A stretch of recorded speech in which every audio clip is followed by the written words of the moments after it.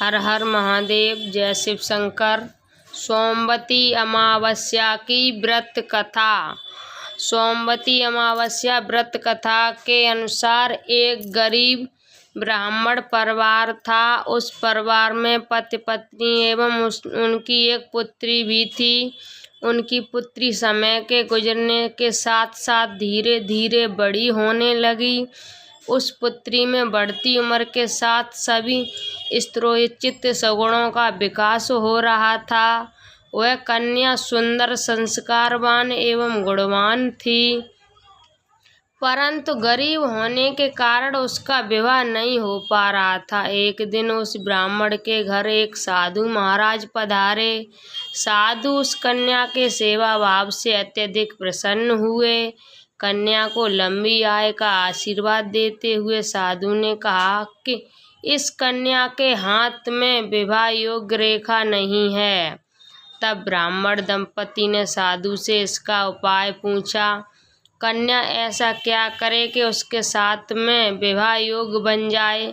साधु महाराज ने कुछ देर विचार करने के पश्चात अपनी अंतर्दृष्टि में ध्यान करके बताया कि कुछ ही दूर पर एक गांव में सोना नाम की एक धोबिन महिला अपने बेटे और बहू के साथ रहती है, जो बहुत ही आचार विचार एवं संस्कार संपन्न तथा पतिपरायण है।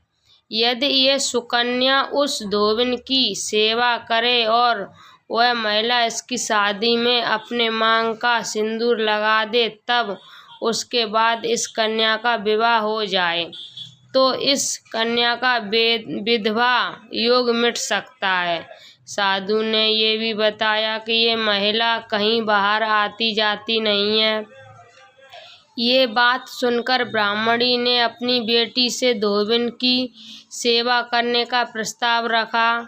अगले दिन से ही कन्या प्राय काल ही उठकर सोना धोबिन के घर जाकर साफ सफाई एवं अन्य सारे कार्य करके अपने घर वापस आने लगी।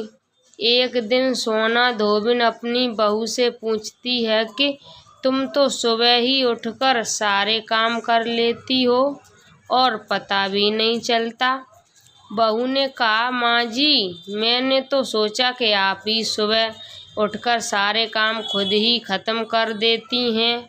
मैं तो देर से उठती हूँ। ये सब जानकर दोनों सास बहू घर से निगरानी करने लगी कि कौन है जो सुबह ही घर का सारा काम करके चला जाता है। कई दिनों के बाद धोबिन ने देखा कि एक कन्या मुख ढके अंधेरे में घर में आती है और सारे काम करने के बाद चली जाती है। जब वह जाने लगी तो सोना धोबिन उसके पैरों पर गिर पड़ी। पूछने लगी कि आप कौन हैं और इस तरह छिपकर मेरे घर की चाकरी क्यों करती हैं। तब कन्या ने साधु द्वारा कही गई सारी बात बताई। सोना धोबिन पतिपरायण थी, अतः उसमें तेज था। वह तैयार हो गई। सोना धोबिन के पति थोड़ा अस्वस्थ थे।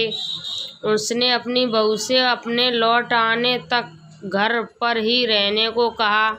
सोना धोबिन ने जैसे ही अपने मांग का सिंदूर उस कन्या की मांग में लगाया, सोना धोबिन का पति मर गया। उसे इस बात का पता चल गया। वह घर से निराजल ही चली थी। ये सोचकर कि रास्ते में कहीं पीपल का पेड़ मिलेगा तो उसे भंवरी देकर और उसकी परिक्रमा करके ही जल ग्रहण करेगी।